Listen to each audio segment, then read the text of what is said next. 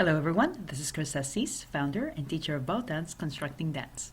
Today I have a special guest with me all the way from Paris.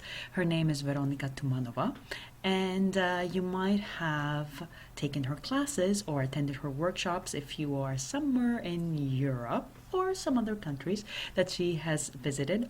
Or if you were not lucky enough to meet and work with her in person, you might have read her very famous essays under Why Tango, or an article on Tango Foley, or some articles on Gancho magazine. So we're going to be talking about tango, about writing, about social behavior, about musicality, about progress, about practicing, about everything. So you'll be able to find a lot of links in the show notes if you want to take it a little bit further and research a little bit more, and even contact Veronica if you feel that you need to at boutdance.com. And that's it. I hope you will enjoy it as much as we did. Hello, Veronica, from Paris, with love. You're coming to us, hopefully. So I would just like you to tell us a little bit more about yourself. I know some people, especially if they're living in Europe, they might have worked with you or seen you in shows. But for the rest of us who are right here over on this end, tell us a little bit more about yourself.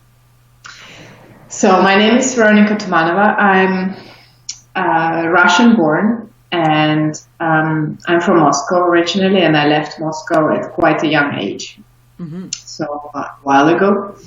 And I have been living in 4 countries so far. For the past 10 years, I've been living in Paris, France, and I have been living in the Netherlands and in Germany also.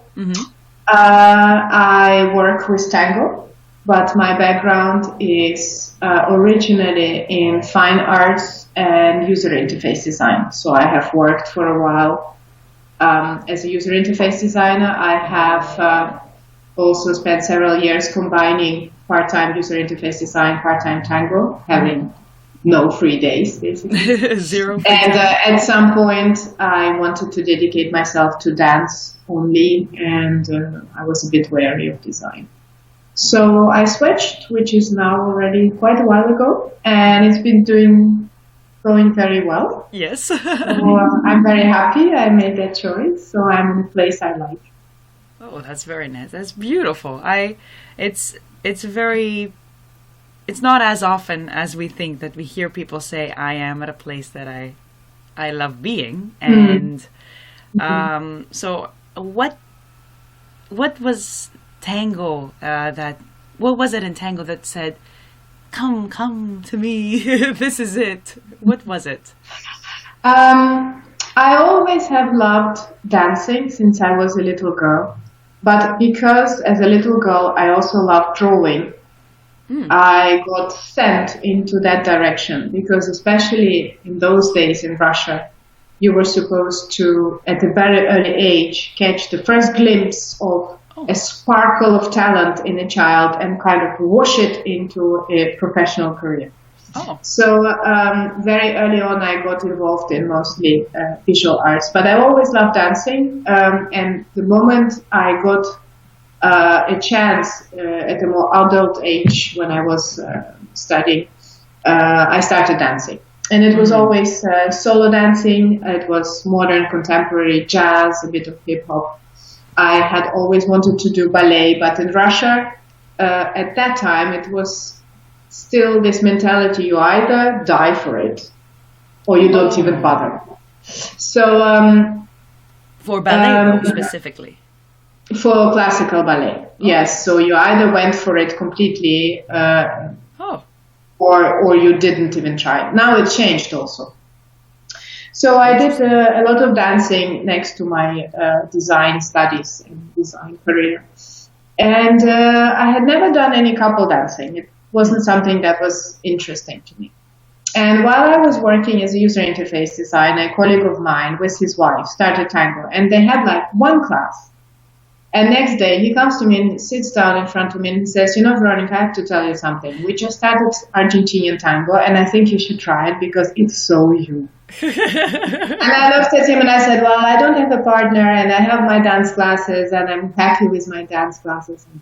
And he kept coming back, insisting on it, like for several weeks. And he would just sit down in front of me, like take my hand and say, Veronica, listen to me. You know, I'm a friend. And so after one of my dance classes, I dropped by their practica. And it was just a beginner's class with the practica. And I walk in and I hear this music. And I'm like, oh my God, this music is amazing. And I was a teacher. It was an older couple, nothing extraordinary. Beginner's class, very small. And the teacher shows me some steps. And because I had dance background, the first step like was really easy. And I'm musical, and it's easy to follow the beat. So before I knew it, I was dancing with the teacher, and all the people were sitting there like, who the fuck is she? She just walks in after 4 months of us trying to do the fucking cross step, and she just dances with the teacher. Who is this? And the guy my colleague who brought me, he was all beaming like, you see? I brought her. And 2 days later, I went to my first milonga. Oh my! And I sat down and I was just watching people, absolutely mesmerized.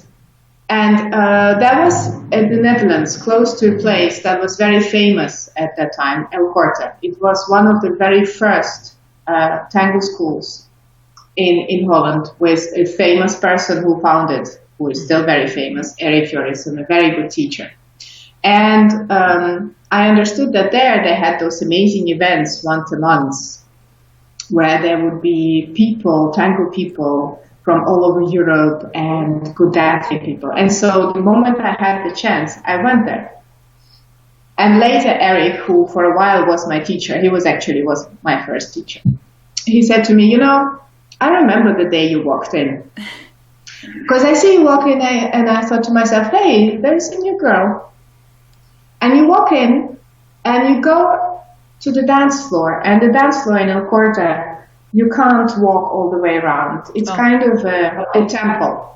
So you walk in, you can stand at the entrance and look at the dance floor. And people are dancing like they're in a kind of an aquarium, like all left to themselves. Mm-hmm. And so you watch from a bit of kind of a distance. And he said to me, you were just standing there, completely still, just watching. And I thought to myself, she's completely gone. Completely.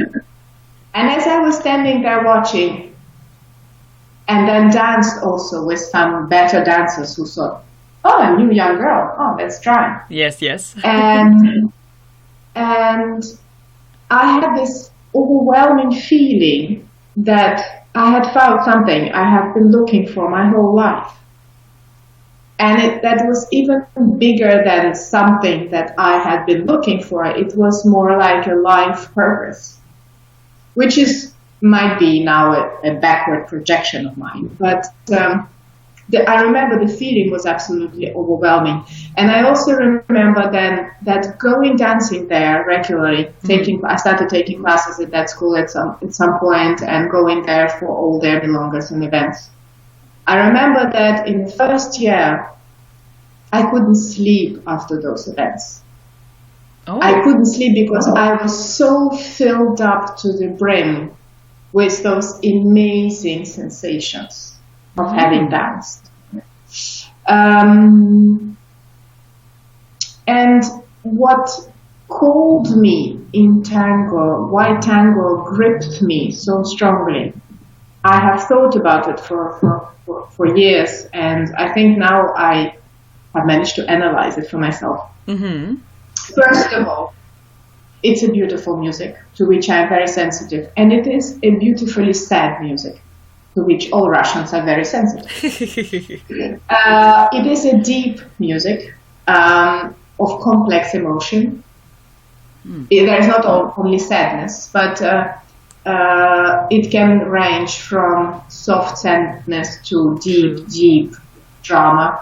There is a lot of depth to that music. It is a serious dance. Mm-hmm. And it is a dance of improvisation between two people who use a kind of a movement language to communicate. And I thought that was absolutely brilliant, the most brilliant thing I've ever seen. Because when doing contemporary dance, we were sometimes supposed to improvise, and I always felt completely petrified. Uh-huh. I would just stand there, because in contemporary dance, especially if you are not very experienced, and you don't have a vision of a certain body language or movement language or a particular style or a particular choreographer, you basically have all the possibilities. True. And so when asked to improvise, it's like, what the hell do I do? Whereas in tango, it's on one hand quite strictly defined what that language is. So you have those elements, you can make this building blocks, with this building blocks you can make this kind of things. But you still improvise on the moment itself. And not only you improvise, you do it with another person. Yes. And I thought that was absolutely the most brilliant concept ever. And also what very much spoke to me is that tango, compared to many other couple dances, from my opinion, is a very aesthetical dance. It might not be, social tango might not be primarily concerned with aesthetics as stage tango, but it has a very strong aesthetical side. And I'm very sensitive to that, due also to my visual arts background. And so this combination of being a language, to which also I'm very sensitive, it's easy for me to learn languages, I love speaking foreign languages. Being an improvised dance in the moment itself, where you never know what is going to happen, with a person you might have never met before. Exactly. With this sad and a very emotionally rich music. I think that's basically the most beautiful thing that exists in the world. I mean, I can't name anything more beautiful. And now it's been almost 20 years, and or a bit less. And I still feel this way about tango. And every time I teach a class, I feel my brain going like, oh my God, this is our work. This is what we do. How amazing is that? Or every time I practice with a good partner and we do something, some step or figure, or I invent a saccade or something, and I go like, this is amazing. Yes. So it is those light bulb moments that it's you re-experience that same magic. Yes, it never went away. I've never lost it. It's just rekindled every time. Yeah. So we have to thank, I think, your friend and your first teacher. Yes. For all this. Yes. Maybe Eric, for the Russians for not sending you for ballet. I actually started dancing ballet about 5 years after starting tango. Oh. And now that I'm in Paris, this is the only dance I still continue doing besides tango, because in Paris we have very good teachers and excellent schools. Yes. And I'm thankful, being in Europe, I'm thankful to the mentality that you can do things without necessarily aspiring to be professional in them, just for your own fun, which is for a Russian person kind of like, you either do it really well or you don't bother. But in Russia it's changing as well. So, and I love ballet, and it's a great conditioning for the body as well. So I still do it. And I'm kind of happy that I started doing it after starting tango, so that I can easily put those two techniques in two different drawers in my brain and consciously see where they connect and where they're separate. Whereas if a person comes to tango with a very extensive ballet background, sometimes it can be more difficult to learn tango than if you just pick a person from the street who has never danced before, put them in a couple and say, well, try to walk. So, yes. And my first teacher, Eric, was also a very inspiring personality as a teacher. And even now when I teach, all those years later, although I only had 1 year of classes with him,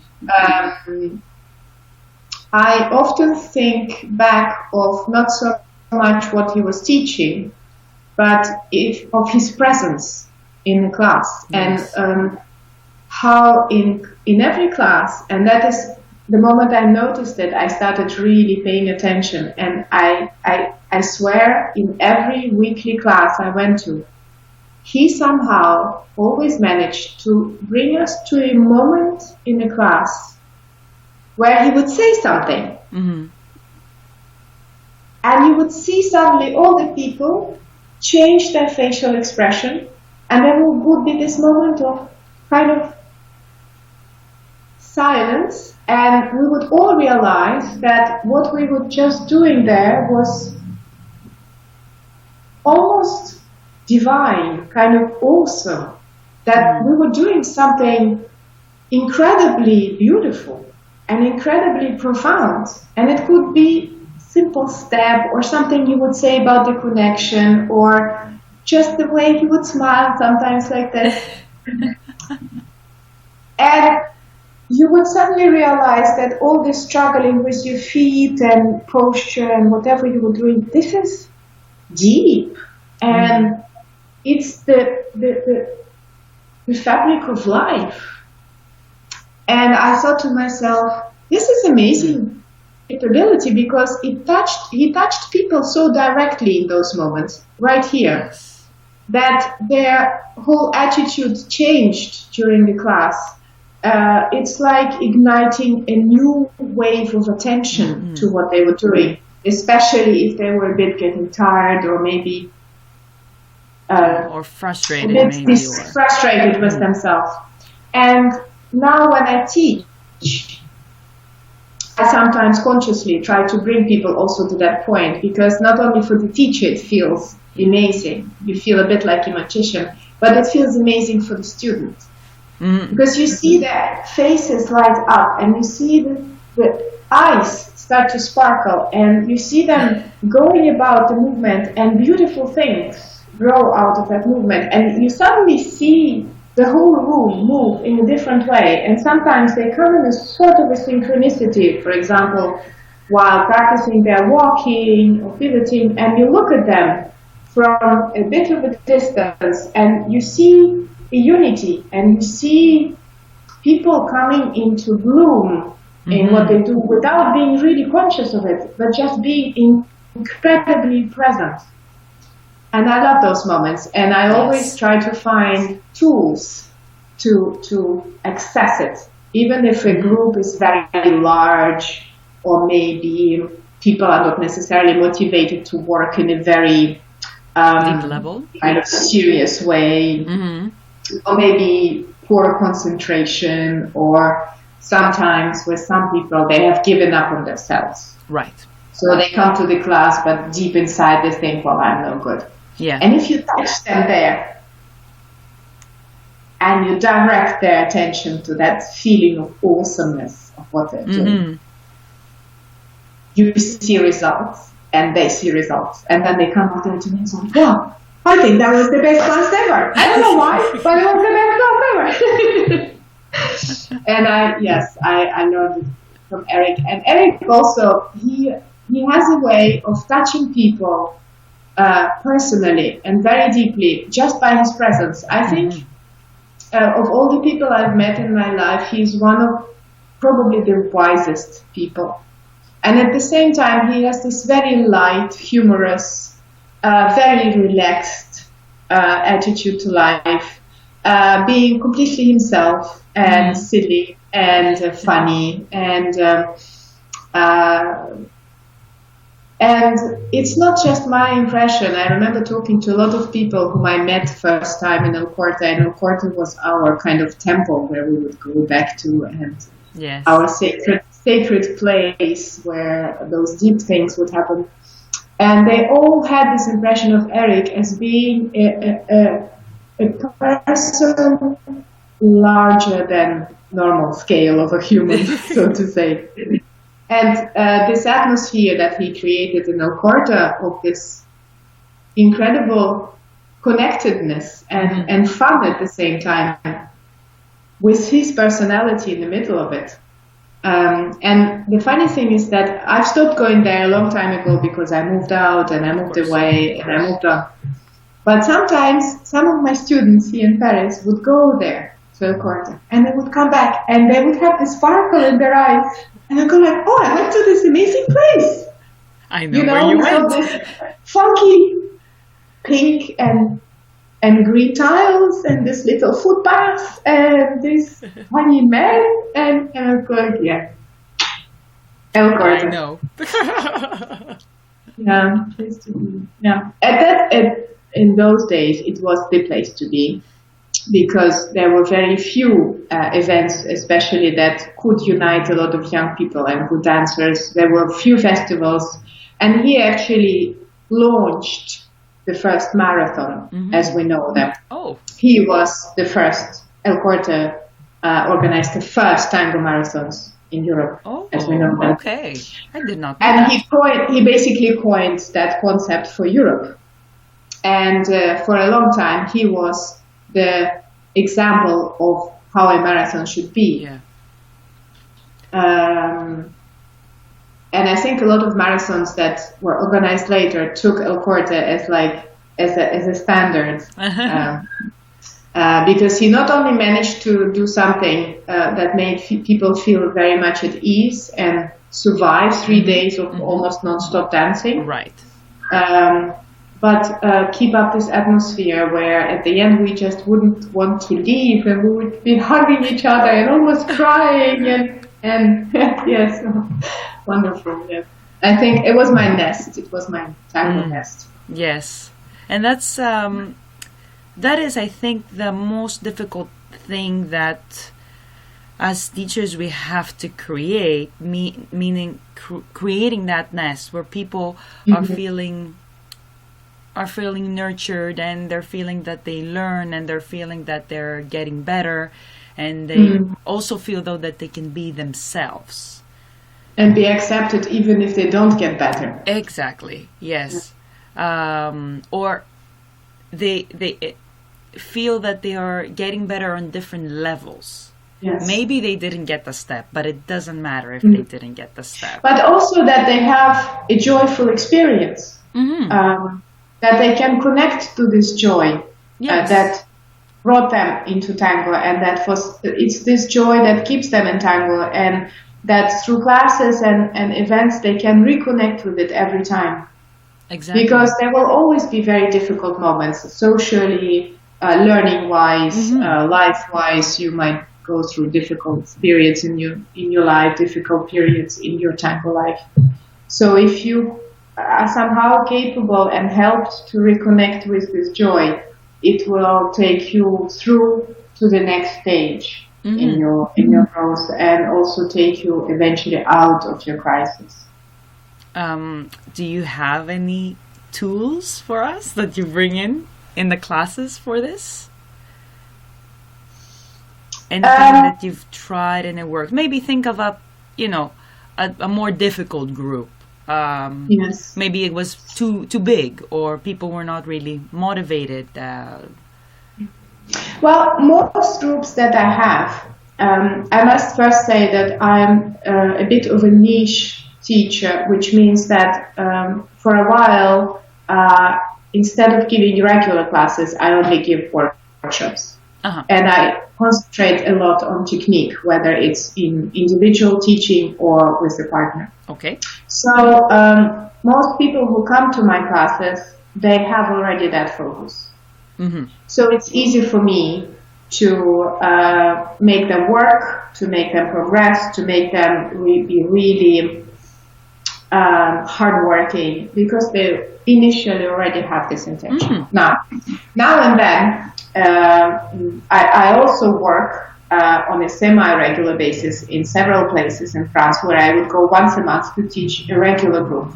Right. So, and in those groups, or in also some weekend workshops somewhere in some part of Europe, There would also be people who would just come to have fun and maybe learn a new step and not necessarily want to work hard on their technique. Yeah. And what I try to do is first have for myself an assessment, an inner assessment of what kind of people I have in front of me. Mm-hmm. And it's not so much that I want to serve them exactly what they want to have, but in which way I can connect to them, still giving what I want to give. Right. So what I've noticed is that one of the more difficult groups for me are people of a more advanced age.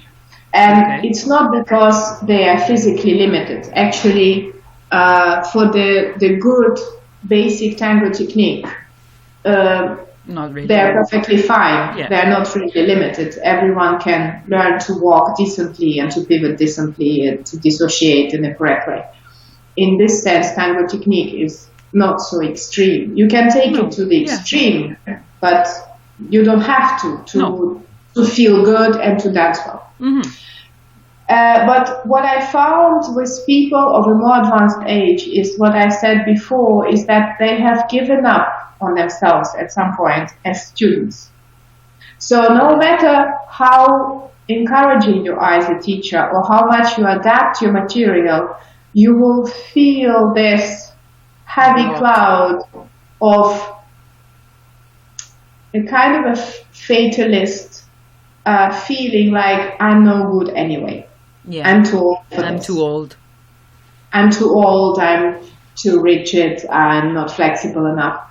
And what actually doesn't help is that I come there, trained dancer with dancer muscles and dancer posture and, doing all this warming up exercises where I can, have abdominals, etc. And they look at this chick and they go like, Really? Really? So, on one hand, they do want to learn from me because they see that I'm the person who can actually teach them that because of who I am. And at the same time, they feel there is such a gap between us that it adds to their frustration. And I had one student in Montreal, she said to me, she was of a slightly more advanced age, and she said, well, tell me, Veronica, what can an old fat woman like me learn from a young, thin woman dancer like you? And I said to her that the basic technique of tango has been developed to be able to be adopted and integrated by people of all ages and all body conditions.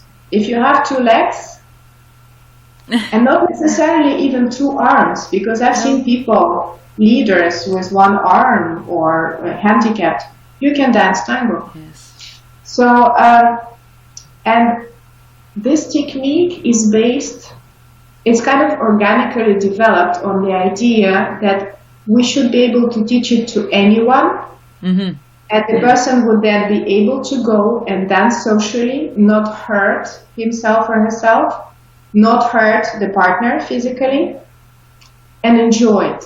Yes. And it would be real tango. Exactly. And the whole philosophy of tango is this. You come into a place with other people, you embrace, and you dance to the best of your abilities. Mm-hmm. And I have also seen, I had several experiences with older groups where by teaching them the correct technique, they improved immediately. And I had women of close to 70 come to me after the class and said, wow, this feels amazing. Yes. And she looked amazing. When I watched that woman walk after I had corrected something, she was amazing. And what is amazing is that this way of movement makes you look ageless, like out of all criteria of age. It makes you look agelessly useful. Useful in a broad sense, because it's flowing, it's gently turning, it's walking, there is a ever so slight wave movement. It's compact and natural, and embrace is enveloping. And it gives an amazing sensory pleasure if you use this technique.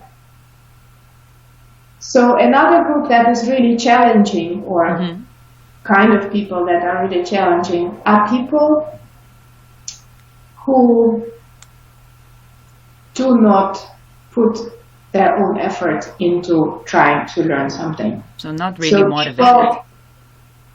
They can be motivated, but they kind of approach it in a bit in an infantile way. So they think, if they pay me, I would give him some magic pill or something. Yeah, yes. Or if they take one class with me, this is enough to understand the meaning of life. And when I say, those frustratingly trivial things like, now you've understood it, now you have to practice, their energy goes down.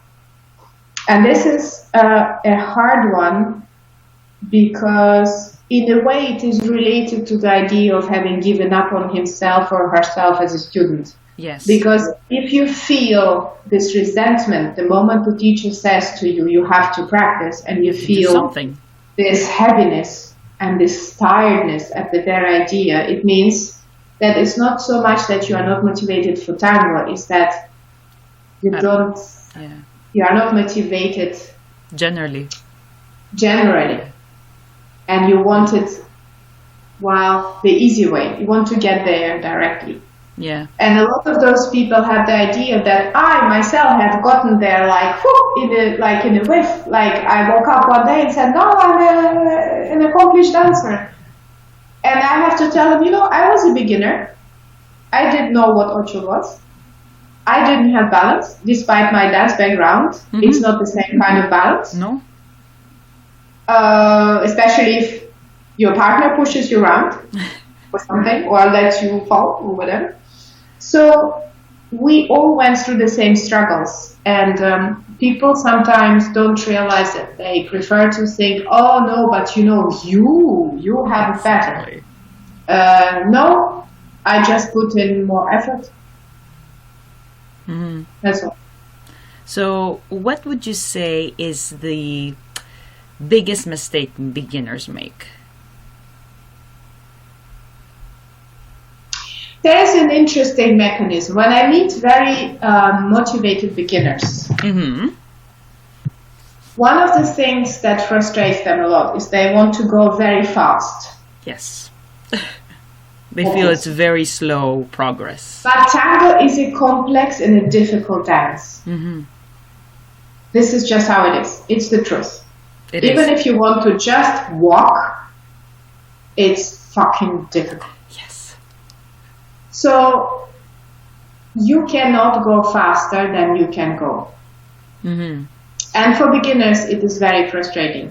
And not even only for beginners, for intermediate people, it is very frustrating. So if you don't have patience to go at the pace that it takes you individually, with all your prior background, the way you learn movement, your motivation, the time you can actually put into it, the teachers that you have. If you do not have patience to stick with the pace that you have to stick with, you will be very frustrated. Yes. You will want to go very fast, but it doesn't work like this. No. You can learn very intensively, and you can learn several times a week and go out several times a week. And of course, the more time you put into it, the faster you progress. It's obvious. Yeah. It's obvious. And it works. Yeah. But you can't go faster than you can go. Yes. Because sometimes the best results are not gotten fast. They have gotten a certain way. And sometimes it's a way around. And this is kind of a philosophical truth of life that people sometimes resist, and which of course I resist as well at certain points, that you have to do things wrong before you know how to do things right. And because as beginners we come to tango in an adult age where we already accomplished people in our profession and private life, and we know how to do things, and we are put back again in those children's shoes and told to learn to walk again, we want to do it right from the beginning. So we say to the teacher, now, first explain it to me in every detail so that I really understand, and I want to do it right. I want to do it right. Just tell me what to do. Exactly, which is not wrong. We as adults, we need to engage our analytical brain. Mm-hmm. It actually helps us. But it's not the whole story. The way it works with learning movement is that there is no way of doing it right directly. You have to do it wrong, but you have to do it. Yes.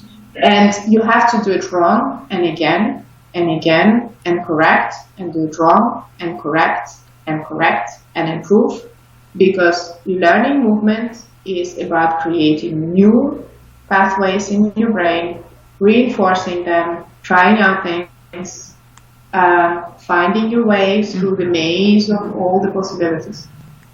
And often people who come to Tango, they have only intellectual education.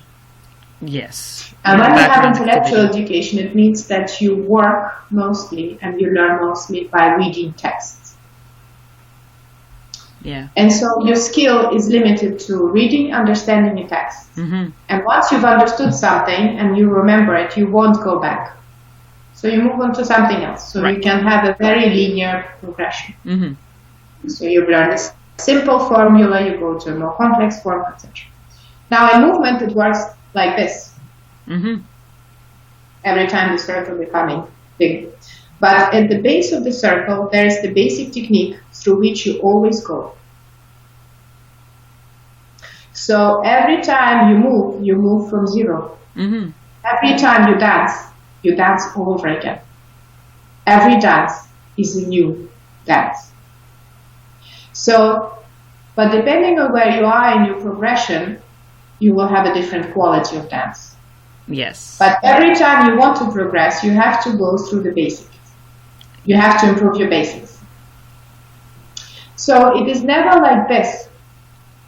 Not a straight line. But people come from intellectual education, they think, well, in dance, if you just explain well and I do it, we go like this. No, you will go like this. Mm-hmm. It's always a spiral. Each time, exactly. Each time, getting further, but still through the basics. Mm-hmm. So for beginners, to have patience, if you want to go fast, to not try to go too fast. Mm-hmm. And the other thing I would say to beginners, but this is more, this is less of a learning, it's more of the social context, is to, as soon as possible, as soon as you want to venture out in the social tango, to really take time to learn the behavioral codes and to respect more experienced people. You don't have to honor them or be in awe of them, but just respect the fact that those people do not owe you anything just because you're a beginner.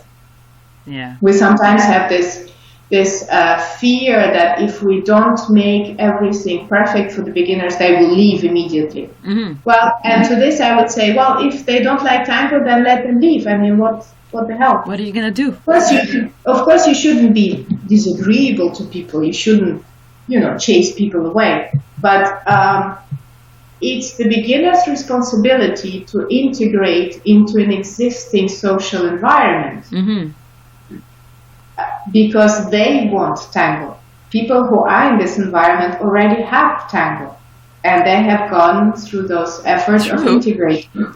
So the beginners should be respectful of what there is already, and if certain things in the social environment causes them distress, maybe it can be changed. There can be toxic environments, healthy environments.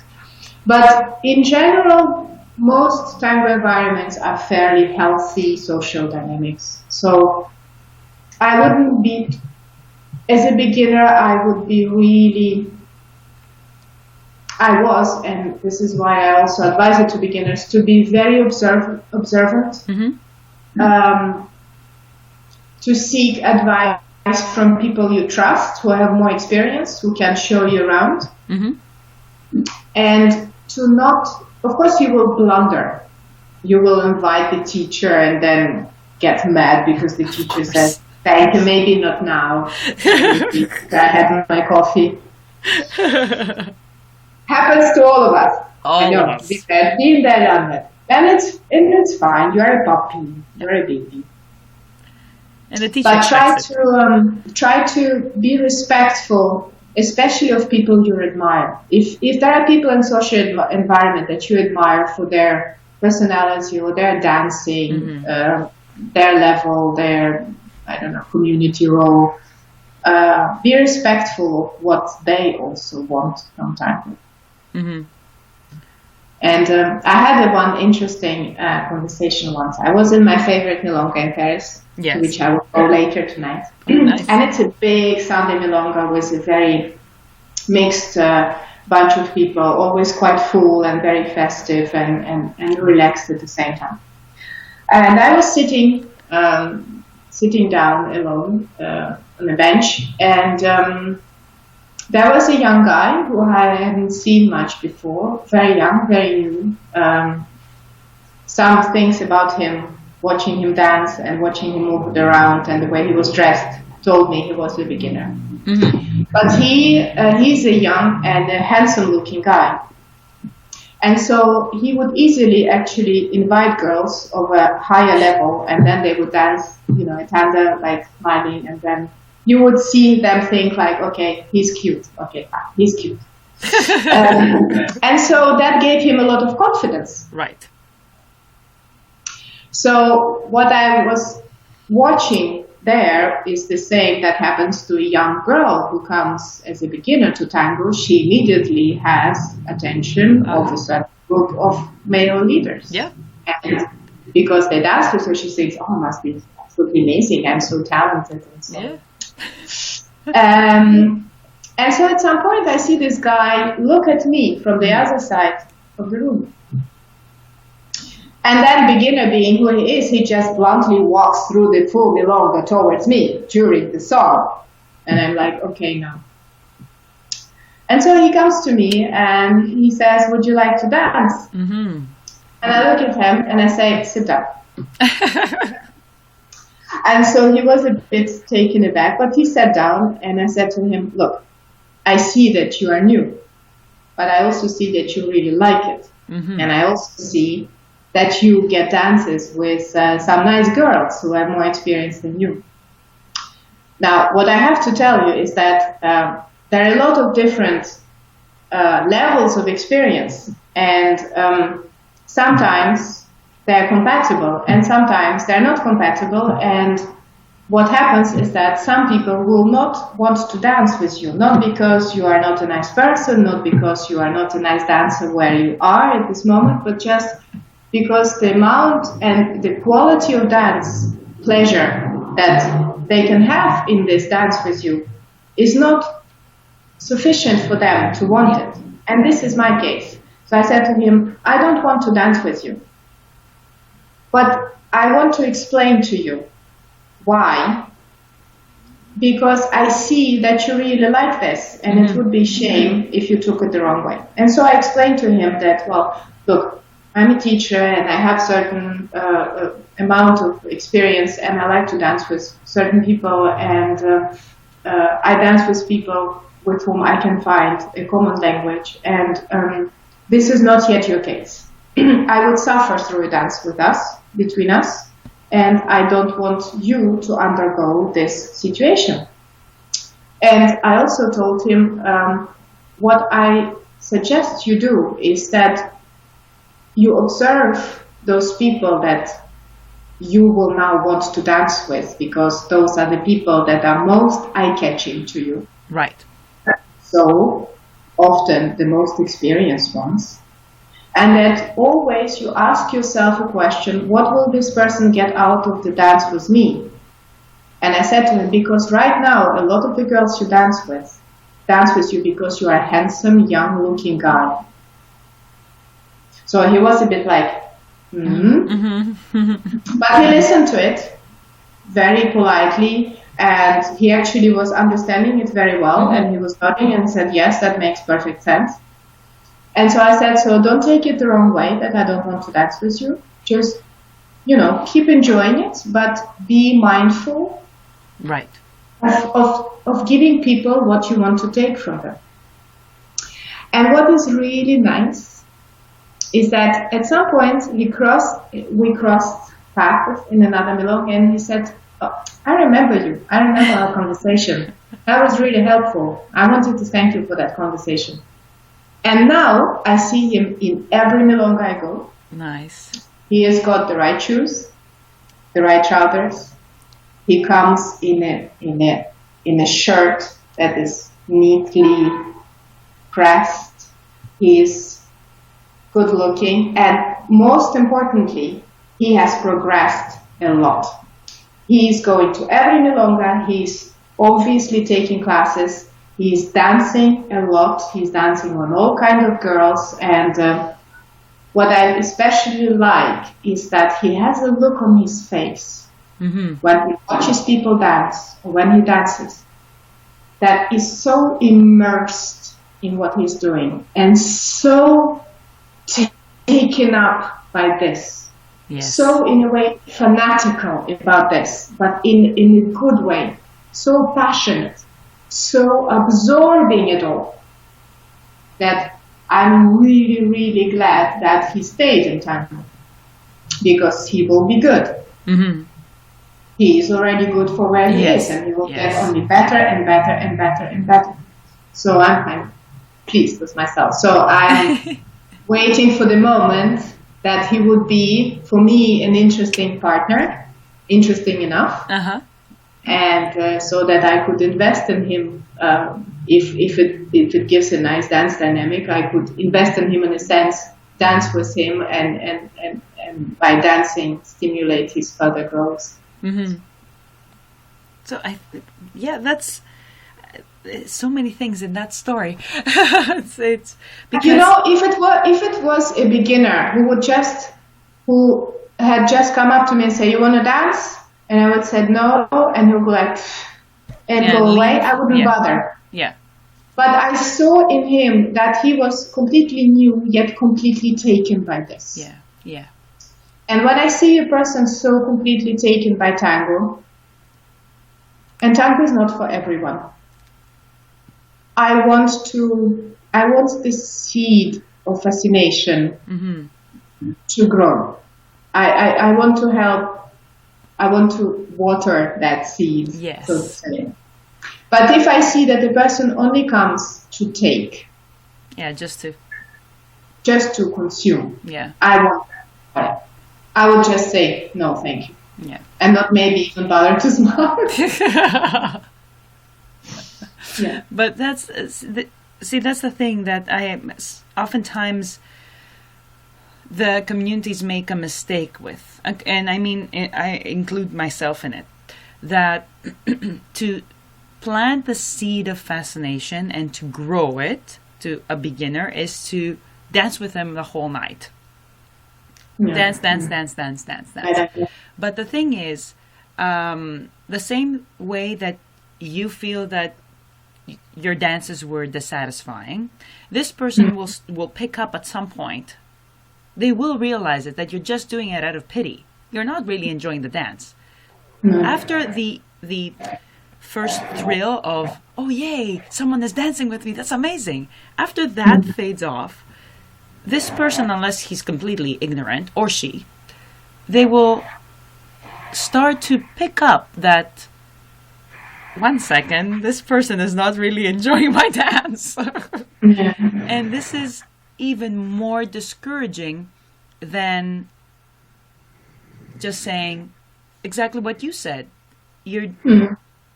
I can see that you have a great passion for it. I can see that you have, you have what it takes. But you need to go slower. You need to observe, and you need to start understanding how this works, and really invest time and effort to it. Exactly. And also, I do believe in motivating by example. Sometimes if you I think if you give too much, having this huge experience gap situation, it creates a kind of an inflation where the person, why would he or she be motivated to grow? You already have what you want. You can take. So sometimes I think not giving right away in the right circumstances can motivate people to make an effort to bridge the gap. Sometimes it can frustrate them to a point that they give up. True. This is very individual. Yeah. And psychological profile also, they are very different. But for me, the fact that not every good dancer immediately danced with me, despite me being young and new and with dance experience, motivated me enormously to grow. Because I would look at them and go like, you will come crawling on your knees. And they came, but years later. Yes.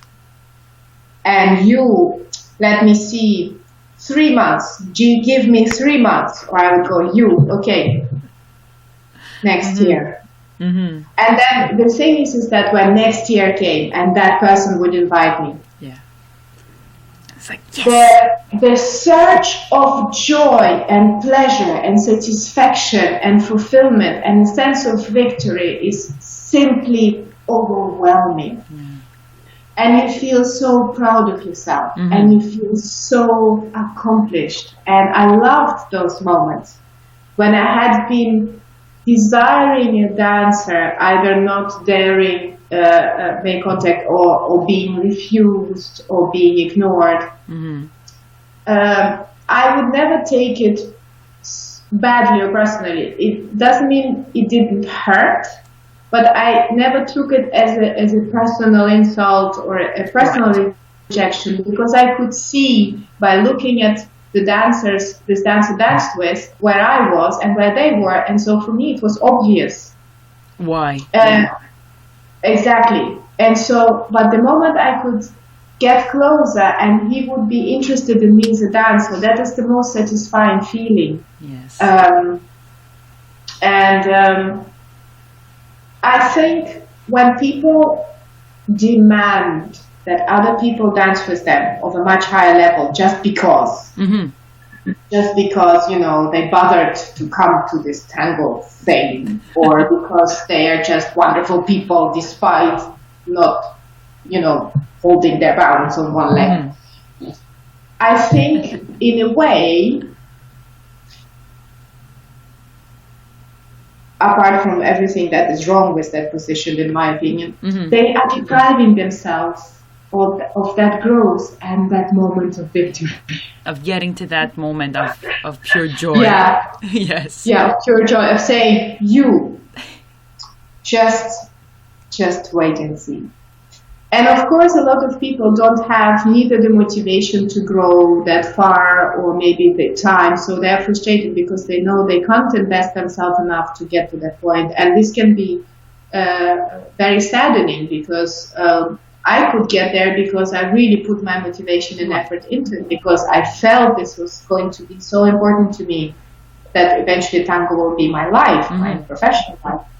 But for people who, for various reasons, cannot invest themselves that much, I can totally understand how frustrating it can be to feel you would never get there. But still, this doesn't make the other person obliged to dance with you. No, unfortunately not. Because it's not, you know, it's not community service. It's we all have desires. We have to respect our own desire. We have to respect the desire of another person.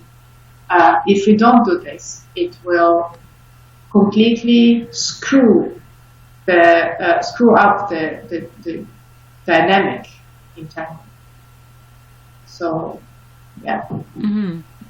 So it seems, okay, I am not sure, and I can't speak for everybody, but not only the mindset is different that you went in, and that's probably because it was enabled by your dance background, because, okay, most people maybe can't see that.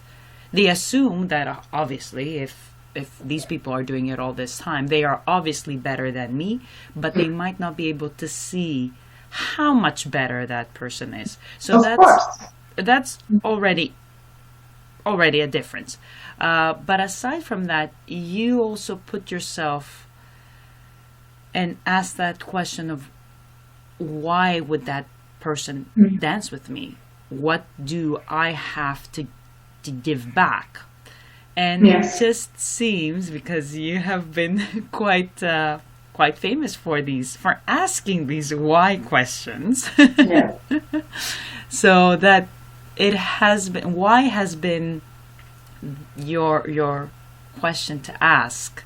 So it seems that you're constantly putting under the microscope of why, what is happening. So why tango? While being a social dancer and then at some point becoming a professional and teaching and meeting a lot of people in their learning trajectory and having learned myself, etc. Tango, being a complex and difficult dance, also has a complex and sometimes difficult social dynamic. I think people don't realize enough how those two go together. What I was seeing from the very start around me is a lot of suffering, psychological suffering. Definitely. Due to social dynamics or learning dynamics.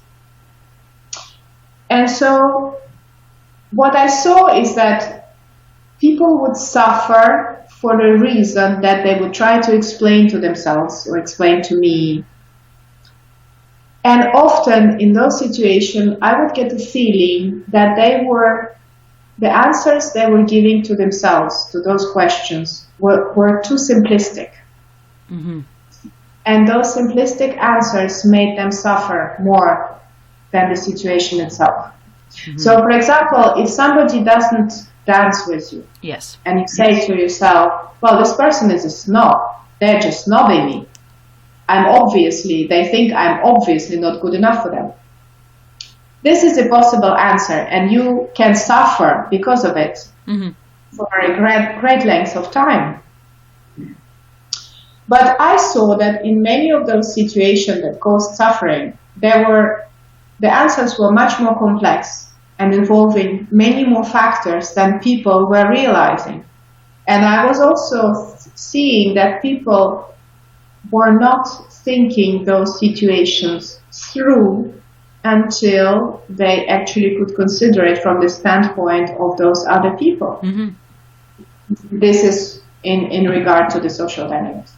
And so at some point, I had this kind of an inspiration. I just sat down and I took this first question that came to my mind, that why do we suffer in the social situations? Why is it this way, basically? Why is this? And I tried to write down all the factors that, in my opinion, contribute to the answer. Yes. And by writing it down, to remove the suffering. Because when people read it and they say, yes, well, there's a good point. Yes, this person might actually like other things. Or yes, I do agree that this person, has 20 years more of experience, so maybe they enjoy different dancers. Or maybe this guy likes blonde girls with big boobs, so I can suffer because of it, but I can also just, let it go and concentrate on other things. And when I published my first couple of articles, the resonance was huge. There was a huge response. And what people were telling me is that it was exactly what was happening. They were reading it through and thinking, yes, indeed, and this is also a contributing factor. And yes, indeed, if I look at it from the other person's point of view, it's not necessarily even about me. And it doesn't diminish my value, and I am who I am, and there are social dynamics that, as you have social dynamics in professional life, you have social dynamics in romantic relationships. You have to deal with rejection your whole life. This is the basic stuff of human life. That's how it is. And we sometimes have very unrealistic expectations. We think because tango is such a magic dance in a way, that everything about it should be magical and fairy tale like, and we come in and we are all the Cinderella in shiny shoes, every one of us, and everyone gets a prince. And you go like, no. Like, in which other area of life do you have this kind of expectations? You come on the job market, you know you have to make your way through. You go in art, you know you have to earn your merit. You go into romantic dating, you know you have to find a compatible person. And some people would reject you. And then the response made me aware that I was on the right track, and I was asking the right questions and trying to come up with the most complete answer. But my main drive was to relieve the suffering. Mm-hmm. And it is true that it does help, because even recently when I was in London, I gave a big workshop. There were like a huge amount of people. I don't know. Nice. Still 70 people. And a couple of people came to have me sign my book. Yes. And there was one woman who said, you know, I've only had your book for 2 weeks. I've only read a couple of chapters, but it already helped. Now when I come to Milonga, I'm relaxed. And if people don't dance with me, I don't suffer because of it. I understand. And I focus on other things, and I can have fun. And I had that a lot. Just last week, a beginner came to me in the Milonga, and he said, I know you are the author of the book, I have your book, and I'm a beginner, like, I know nothing of it. I'm just starting, but it took my understanding of tango from here to there. So, on one side, my articles concentrate on those social dynamics that cause most suffering. Mm-hmm. A lot of suffering. Which basically, why don't I want to dance with certain people, and why certain people don't want to dance with me. Yes. These are very good why it all comes to. And on the other side, you have this whole area of the learning dynamics, mm-hmm. which has a lot to do with how we learn movement at an adult age. Why is it so difficult? Why is tango difficult? Why, when you come with an intellectual degree into tango, you cannot use the same tools and ways of understanding how it works that you use in intellectual work? Why you always have to go back to basics? Why every teacher tells you the same things and it still doesn't work? Why you have to practice, how you have to practice, why it takes so long, why sometimes you feel amazing and then the next day you feel crap. Terrible. And these are things that I know for myself, from my own experience learning tango, and from my students who talk to me about these frustrations. Mm-hmm. And also, these kind of articles have a huge response, because in tango we deal with people who are amateurs, who come to learn a dance as an amateur, and mostly to stay an amateur. Mm-hmm. Once you go to professional, they have to go through a whole different kind of effort. Yes, completely different. And so, and on the other hand, you have teachers who basically, once you call yourself teacher, you are a teacher. If you have students, you are a teacher. Yeah. So there is no prior degree or whatever. It has advantages and disadvantages to the situation. But the fact is that you can have very bad teaching, especially in the beginning when you know absolutely nothing about tango, and you go to the first person who gives tango classes in your neighborhood. And so a lot of struggles are related to the fact that the learning in tango is not very straightforward. When you go to ballet school to become a ballerina, provided you get selected at the entrance, which is a very important factor, it's very straightforward. You know exactly through which stages you will go, and you know exactly how you will come out, because the whole system is based on that. of having that particular very measurable result. Mm-hmm. But not in amateur dance. And especially such a complex and improvised, in every sense, dance as tango. Yes. So a lot of struggles are related to the fact that people have no clue why it works the way it works. Mm-hmm. And because I was always very interested in neuroscience and the neurophysiology of movement and movement techniques and learning dance, learning movement, and psychology of learning, basically all the areas related to human brain and nervous system, etc., etc. And have read a lot about it, and a lot of things I've read made me understand and change my ways of teaching because of it. And so I can put this knowledge in my articles, because when I teach a class, I cannot take time to explain these things. Right. Because you want, in a class, you want people to move. Yes. You want to make them move, you want to make them dance and make them improve their movement. You don't want to spend 10 minutes explaining how your neural pathways get reinforced when you practice and what are mirror neurons and etc. No. And so one of the reasons that I started writing is to put this knowledge to a topic out there. of tango for people to understand, so that the next time it's difficult in a class, they know exactly why. And also that it's the right thing. That the fact that it's difficult is correct. It's good. That the fact that they feel frustrated and hopeless is because they're at this point in their development, and it's good. Yeah. It's a reason to buy a bottle of champagne because you are progressing, etc., etc. And I noticed that also this brings a huge relief. People feel, oh yes, it's part of a bigger whole. We are well on our way. It's all okay. It's logical. I'm not the only one feeling this way, etc., etc. And at some point, people, organizers, when inviting me to teach and to perform, they asked me if I could do a conference or a lecture based on those articles. And so I have given 5 or 6 different lectures on different topics, and it's a lot of fun, because it would take me several months to prepare a lecture. I would do the slides, like up to 40, 50 slides on a topic.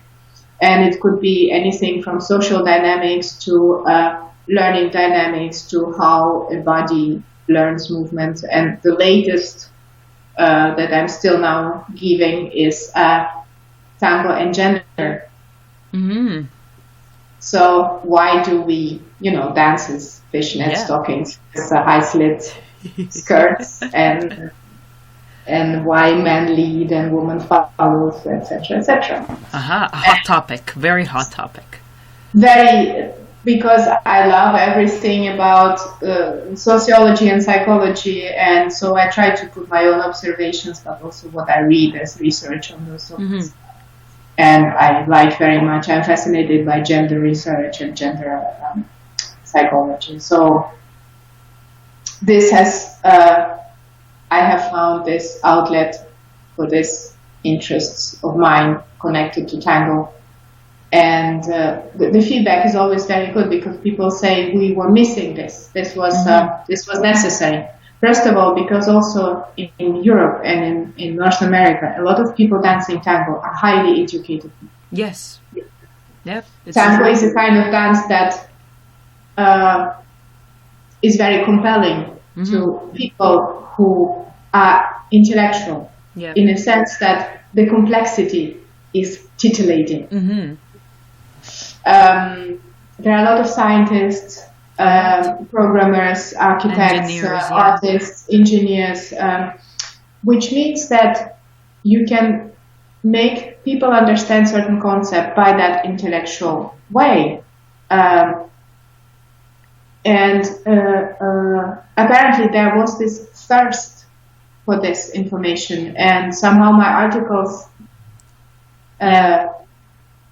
gave some food for thought where it was needed.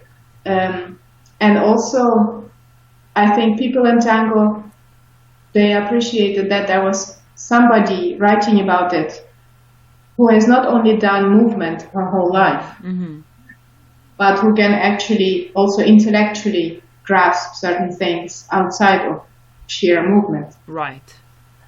What I see in a lot of, especially highly intellectual people who come to Tango, who are very smart physicists and mathematicians and architects and etc., etc., they have this image of dance as being somewhat slightly stupid. Yes. Because it's just moving your body. Yeah. And it's not necessarily in a disrespectful way. But sometimes they come to Tango to move their body because their bodies get neglected when you only use your analytical brain. Right. And so people will say to me, but don't you miss like intellectual work when you work with Tango? And I would just look at them and go like, what do you think, my brain shuts off or what? Close. And one of my ballet teachers, she said repeatedly, the first thing a dancer needs to be is smart. Mm-hmm. You have to be smart in your movement. Mm-hmm. You can't be stupid with your movement. You will hurt yourself. Yeah. And you will dance badly. Yep. And not only that, you have to be smart in how you practice, how you prepare yourself, how you acknowledge the situation that you are in at the specific at every moment, if you're performing or if you are in a social environment. So it's not only the I think being smart about your movement on the technical side, on the structural side, but also being smart on the social side, which is sometimes, as we said, lacking a little bit. And we have and also dance has this very strong intuitive physical component. So especially people who have been dancing their whole life, it is something that your body does in a way, right? Yeah. So it can easily lead to this misunderstanding that because it is so intuitively physical and kind of animal, it is kind of non-intellectual. And in a way it's true, and in other ways it's false. But when people have this idea of a tango teacher, of being in this realm of intuitively physical, and then suddenly, she writes these articles where she talks about neuroscience research, they go like, whoa. 1 second, what happened here? Interesting. It's appealing. It talks to them. Yeah. And one of the reasons that we have this sometimes confusion in tango, because a lot of teachers, especially those who actually really brought tango to non-Argentinian people, were Argentinians who spoke very little other languages. Yes. And also who were people who sometimes have only done tango in their lives since they were small and had no other education or very little other education. Yes. But they could learn. They dance wonderfully, and they are maybe also even good teachers. But when you are then in an environment surrounded by, for example, Europeans who all have high intellectual education, and you are an Argentinian who have started dancing tango when you were 6 because your parents were dancing it, and then discovered you were talented, and you kind of went on that and way. And this is a career, and you have very little other education, meaning also you speak barely English and no other language at all. Yeah. The way you will teach, even if you are a very talented teacher, you will be very limited. Mm-hmm. And you will be basically stuck with what you can show with your body. Right. And when you are in this situation, and you only can say, well, put your foot there and move this arm and this high, and look at me, do like me. Yeah. This is basically the only thing you can do like me. The people in your class will get the impression that you are kind of a bit of stupid because the only thing you can do is show your body. Mm-hmm. And because they don't have that affinity with their own bodies, they are not capable to just see and do it again. Exactly. Well, we need experience for this. Exactly. And so they think, well, tango teachers are those, funny people who would say like, you have to dance with your heart. And, like walk like a man or something all like those move cliches. Fast, or whatever. Which is sometimes because of stupidity, I don't say there are no stupid teachers. There are certainly, but often it's because of the limitations. Yeah. And you can't express yourself the way you would want to. And when I come to a class in a group where I can fluently speak their language, and I start explaining them the technique using very intricate images and difficult words and very refined details, they go like, wow, it actually works. I do it and it works. You are the first person who could explain this to me. Yes, because I speak your language. Yes. I am a good teacher. This is kind of also a basis, but I also, in these circumstances, can actually convey this. Yeah. And you can connect to their level. Yes, not only by showing and moving with my hands like, no, this, not like this, all kind of like blindly trying to, but actually explaining. So appealing to the person's analytical mind, which then helps the intuitive physical part to find a way, an image, a metaphor that makes it move in a certain way. And I think this is why people think that when you're a dancer, you are kind of like removed from your intellectual capacities, which is just like makes me laugh. Yes, well, it is funny in a way. Yeah, Yeah, I remember it was at some point, at that point, I thought of it as a little bit of, it was a little bit hurtful, but now I was like, whatever. A student said to me, I think you are more than a dancer. It's like, and he was saying it with a smile. So I'm like, I guess you mean that as a compliment. You mean I'm smart? It's like, okay. So. Oh, wait, you mean I have a brain? Yes, it works. Not only a body. Ah, I see. Yeah. So, but it's funny that, for example, movement and language for infants, it happens at the same time, in the same phase well, of it's actually life. even more than that. They have done research on how language developed and how musicality and sensitivity to rhythm developed in a human in humanity. And what they've discovered is that those centers in the brain have developed very close to each other, almost simultaneously. Yes. Because, of course, and this is logical, language is rhythm. Mm-hmm. Exactly. If you are not capable to discern rhythm, you will have huge problems communicating with the language, spoken language. And what they've seen is that, and the theories are that in prehistorical societies, rhythm and language were developing alongside each other, music and language. And the first music was, of course, very rhythm-based, because they were basically banging on things that would make a noise. Yes, exactly. And then had the human voice to make more melodical sounds. Mm-hmm. But the first musical instruments were basically mostly percussion instruments to create a certain rhythm, to induce shamanic trances, to have community rituals, to accompany festivities, etc., etc. And music was also always a means of communication. And another research shown that no matter which culture you take, there are some basic emotions that are conveyed by music that are recognized as those very emotions by every culture, even if the music comes from a completely different culture. Mm-hmm. So when you have a sad Bach piece, yes, and you play it in a culture that has never heard Johann Sebastian Bach, they would recognize it as sad. Yes. So there's this hugely common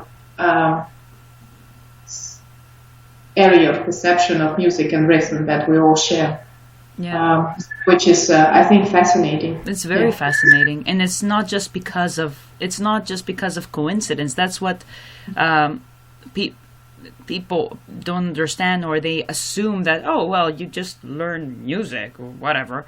It's like it's not. This is how your body was built. This is what happened. Yes. It's all part of your evolution. It's all part of being human. So well, it's like in one of his lectures, Alan Watts, he says, you are a rhythm. Mm.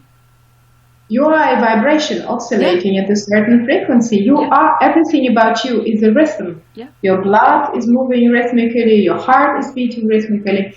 And one thing that always gives a little bit of this whole moment in the classes when I say musicality, when you follow the strong beat in tango, in most tangos it corresponds to a tempo of a quiet heart. Mm-hmm. And this is why it is easy for us to just step in that rhythm. It is a very innate rhythm to us. Yes. The quiet heart.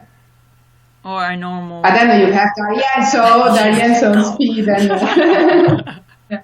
Not just a quiet heart. But did these... because you... has all this writing... Has it affected how you... Maybe not how you dance, like the movement, but maybe in a more in a quality level or in a more emotional level, or your perception of tango, has that been affected? Yes, I think that's definitely true, because one of the reasons that I wrote all those articles is because those questions and their answers were not clear to myself either. Mm-hmm. Okay. So usually when I had a question, I would have like a tiny tail of an answer sticking from under the sofa. Yeah. And I knew that the only way to pull the whole cat from under the sofa would be to actually start writing it down. Yes. And in most articles, and my favorite articles are those who brought me the most surprising insights while I was writing them. Mm-hmm. It's like, but this is, of course, like pieces suddenly coming together and research from that area falling together with some things that I've experienced in that area. It's like, of course, this is why it works. So the first thing those articles did were educate myself, make me understand things in more depth, and make me formulate certain things much clearer for myself. And that had an impact on why now I don't only like certain things, I understand why I like them.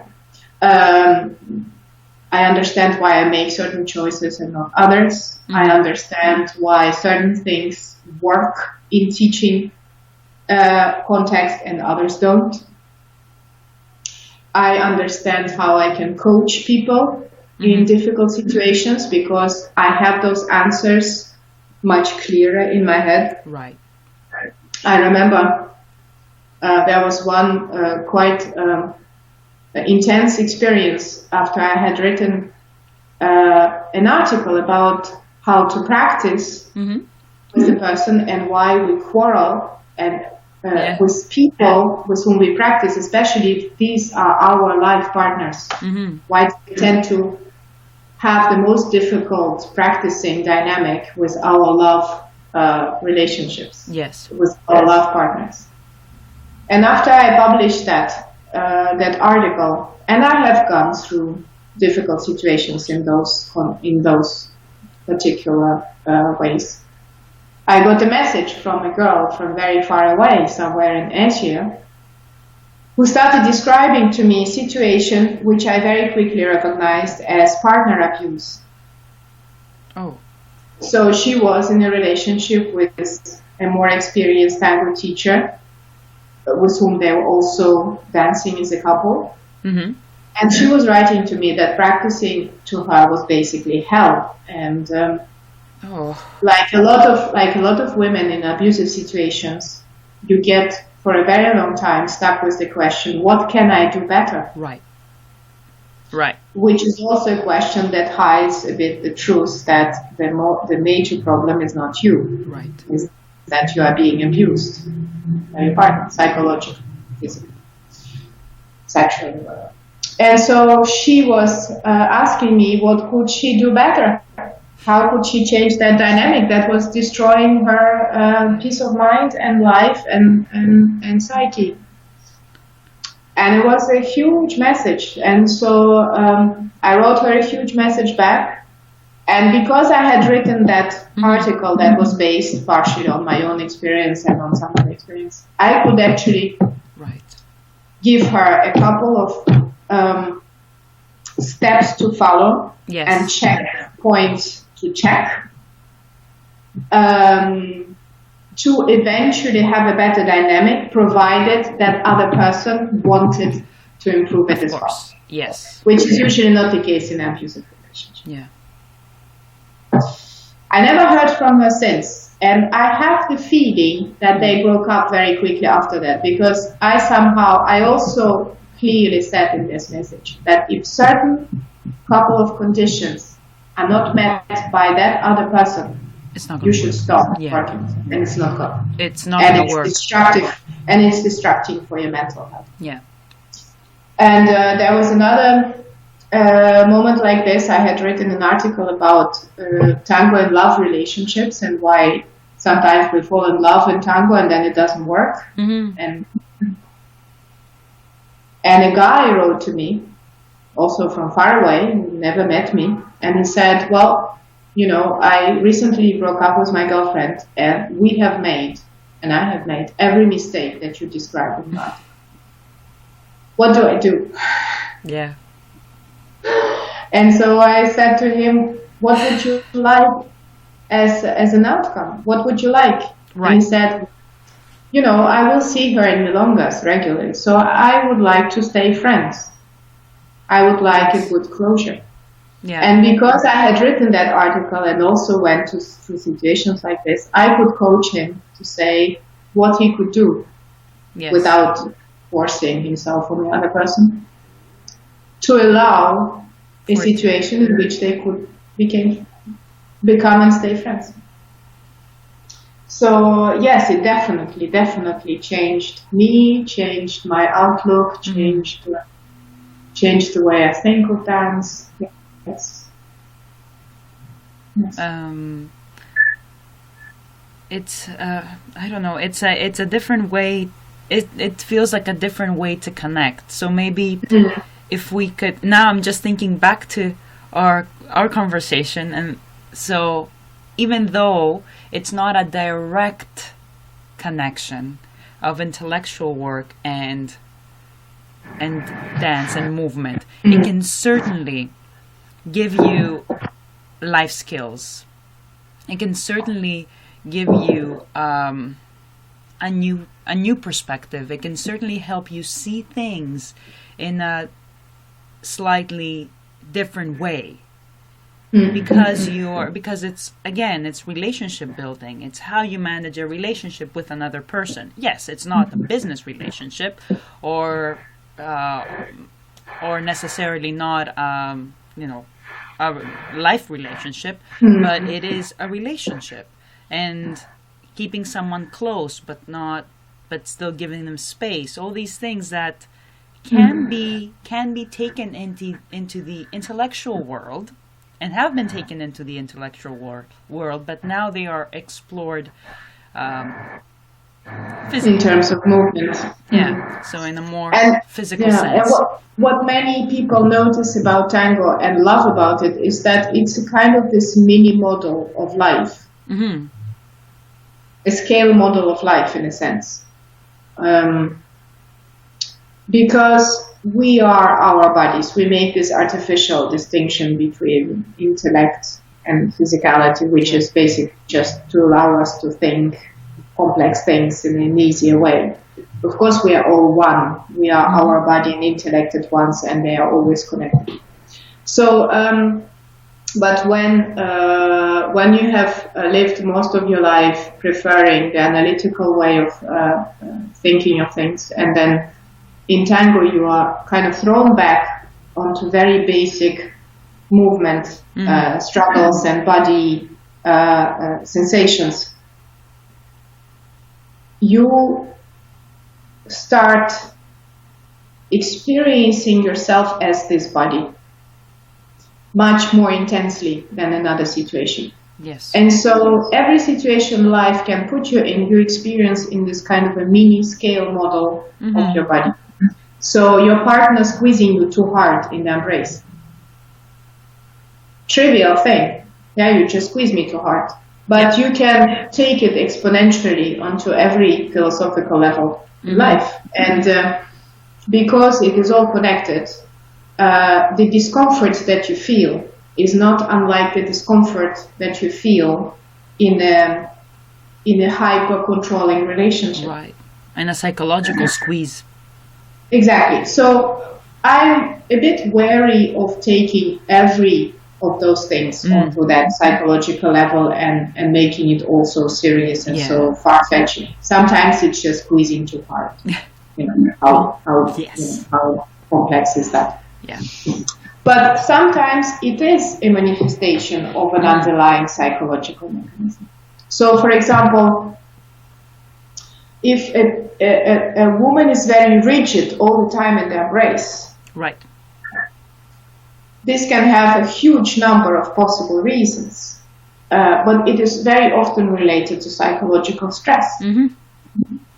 And partially related to the fact that she's just basically losing her balance. Yeah. But the way she reacts to the losing of her balance is again her psychological makeup. So it's, it is so intertwined. And so you can approach it from always those different angles. You can, what I try in my classes to soothe people, to not give them the impression that they always have to think of this as kind of their own psychological problems. I try to bring it very much on the physical level. I say, look, it's just you lose balance here. It's fine. It's normal that you tense. You are tense. This is a normal body reflex to lose of balance. Right. So let's improve your balance. Your upper body will relax a bit more.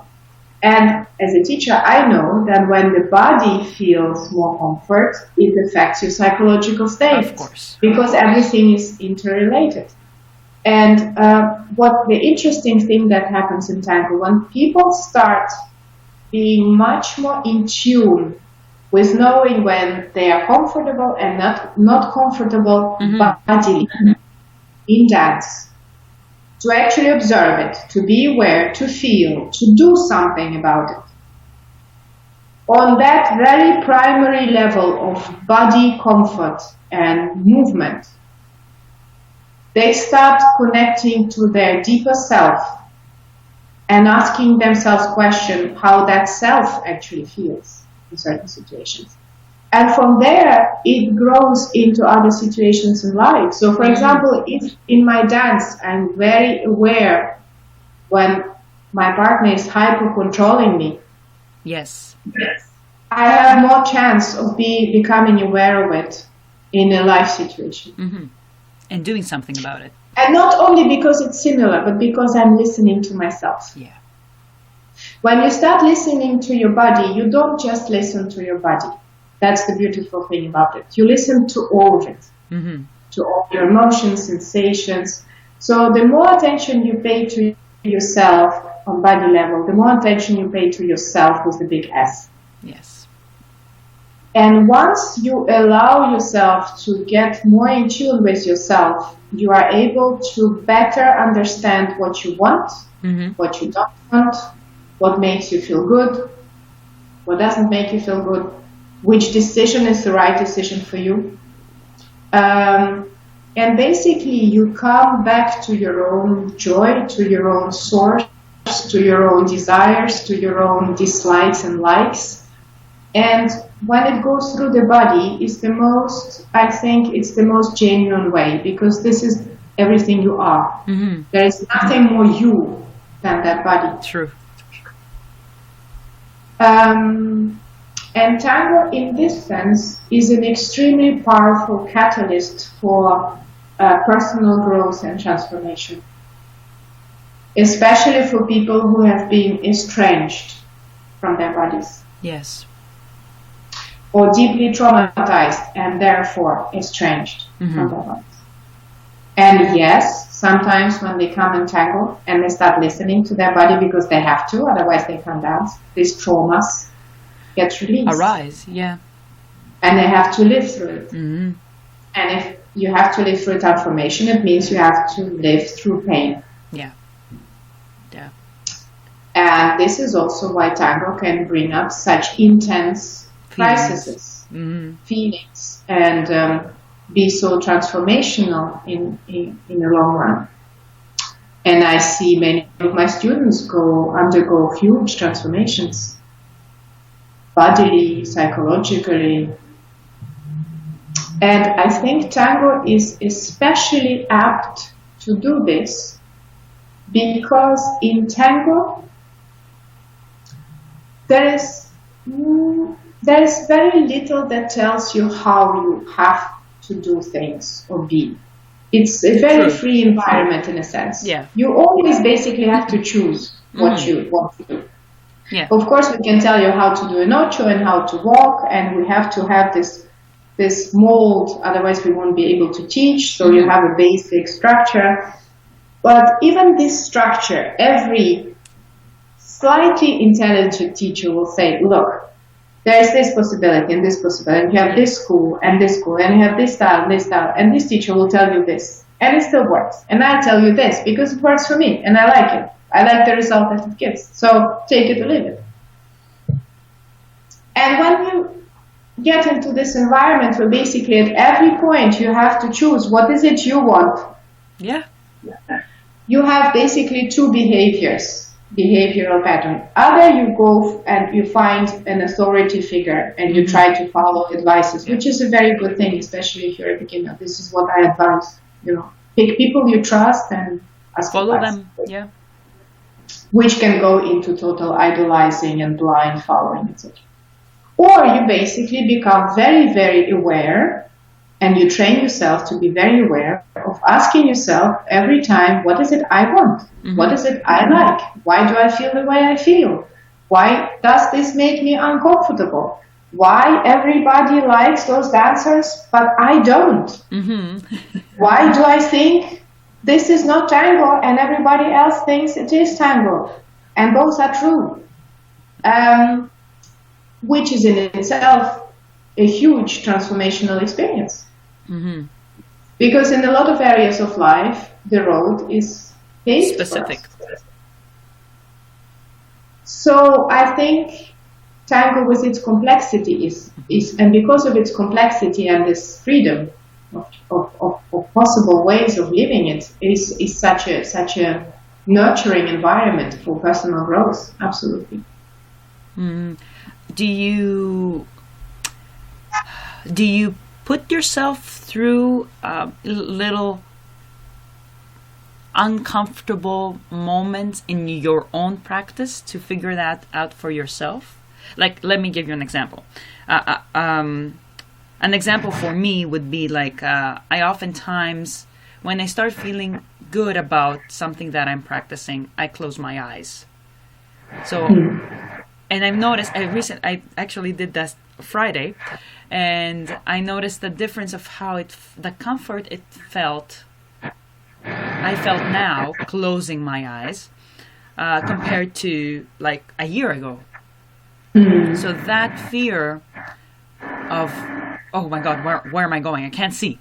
So is gone. That little, discomfort is gone. I don't need to comfort myself that much to go through that process. Or for example, in a group, I remember that was a few years ago.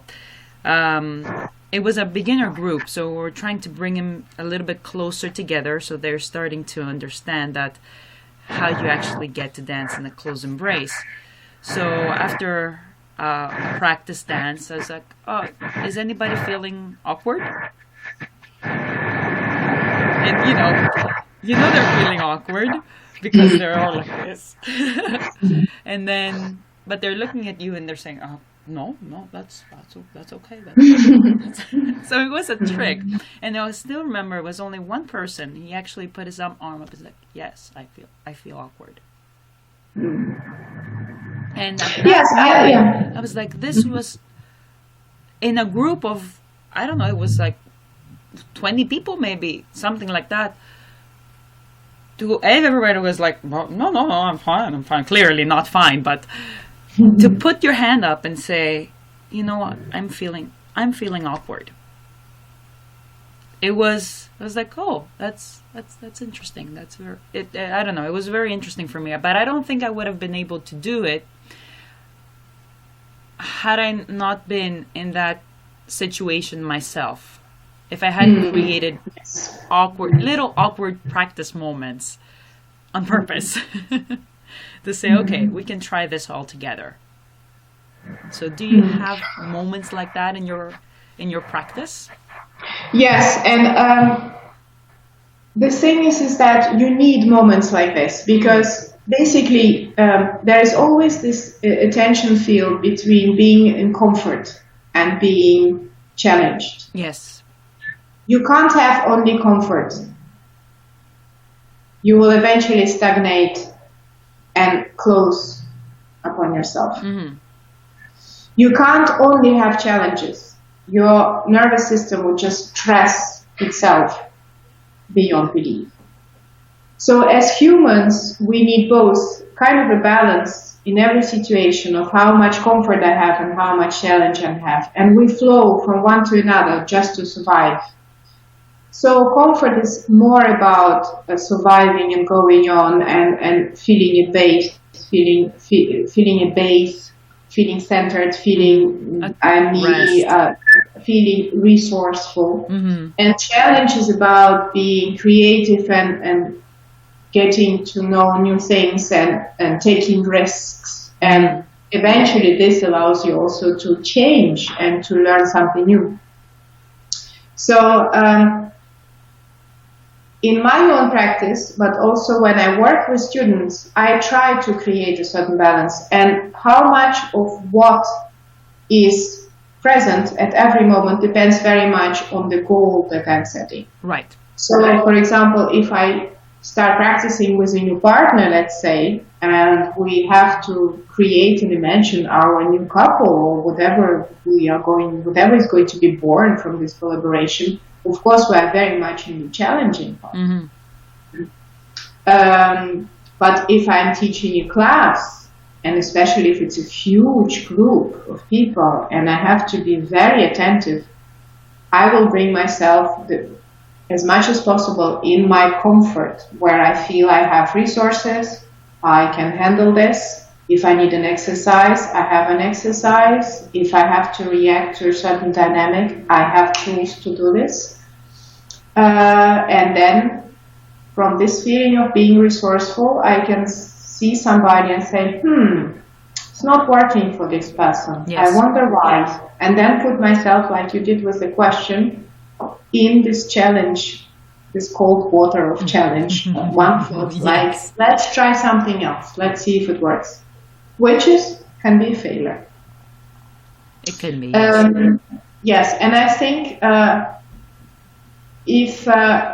when we are very fanatical about learning tango and we want very much to progress in a short point of time, I think one of the mistakes people make is that they go so far into this challenging mindset that they stress themselves out of their minds. Like a burnout, basically, Yes. situation.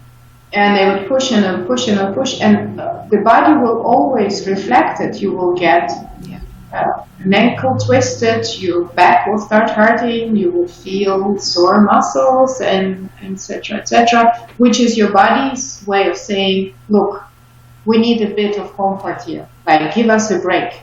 We are a rhythm. We need this. And we need this. And listening to this can be challenging for a dancer when you are a professional. Mm-hmm.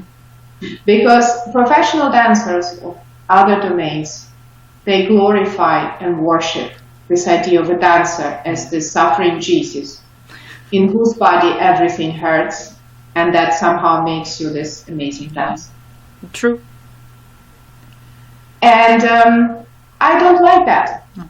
I don't like my body hurting. I like it being slightly fatigued. It gives a sense of satisfaction. Some muscle soreness can be comforting. Yeah. I have worked. I did the work. But I don't want to hurt my body. Yeah. I don't want to push it so far that it becomes destructive to my tango practice. I don't see the point. And this is basically what my ballet teacher said about a dancer being intelligent is that particular context. She said, look, we often think that to dance better we have to hurt ourselves. It's exactly the opposite. Exactly. The really good way to dance should never hurt your body. No. Even if you dance on a very high level. If you do it well and you manage your energy well and you manage your effort well, it shouldn't be destructive to your body. Your body should blossom. Yeah. Your body should be happy. And I think so far I have been able to find for myself this balance because fortunately I have had very few physical problems. Very nice. No major pains. My body's in good shape. I don't have chronic pains. I don't have injuries. And of course, tango is much less demanding than a lot of other professional dances. This True. Also, but I think this is an advantage also of tango. And in tango, you can take it as far as you want. For example, this year I'm also trying something new for myself, which is stage tango. Oh. And I'm a social professional dancer. I'm an improvisation dancer. And starting from September last year, I have been working with a group of local dancers under the guidance of a couple that is specialized in scenario tango, stage tango. Nice. And she's an ex-gymnast, so she has this amazing extension, etc., etc. And we are a group of professionals and semi-professionals. And for me, it's a new experience. Definitely. To have a choreographed show with lifts and jumps and the thing where I go like this with my legs up in the air and land on my feet on heels and smile. And this is where I'm taking myself into this challenge because it is physically very demanding and artistically very different. And yesterday we did a show with 3 couples in a big party for non-tango people in one of the poshest squares in a building, in a very posh square in Paris, an expensive venue with an expensive charity event. And nice. So we were the entertainment. And it went really well. Excellent. And we do the poses, and my neck is a bit sore because I have those poses where you throw yourself back like this, and of course we practice it hundreds of times, and they will go like, Veronica, go easy. But I loved it so much, the sensation of just letting myself drop and my partner kind of bringing me to the floor like this, and me being like, my neck was not very happy. And to summarize is, yes, I love taking myself into the challenge waters, but I'm very conscious about maintaining my resourcefulness and my comfort at the same time. Because I know, and it has been my experience in other situations, if I lose touch with this, my body will respond by hurting. Is there, aside from, let me go there first. Yes, because there are things that I want to grab from this, and it's like, the excitement in between. So this is not, when you first said about this group, it's not the same, it's not Tango Mon Amour. No. It's a different group. So this is a different project. Tango Mon Amour is a working partnership where we basically provide a combination of group classes by my colleagues, and I teach technique workshops so that people, if they want, they can have the whole, what we think as a full education. So you have a couple work and you have individual work. So it's under the teaching umbrella. Exactly. Okay. So in tango you have those two components. You have the couple communication, and you have the individual technique that allows you to build a better communication. And with my colleagues, we offer this. And at the end, people tend to navigate either to one or to other. But there are some people, a minority, that go to both, and that they actually take advantage of the whole umbrella. So Tango Mon Amour is a working partnership for classes, but also for workshops in other cities and events. We have organized some events. We have organized some tango holidays in Greece. part of my team are Greek.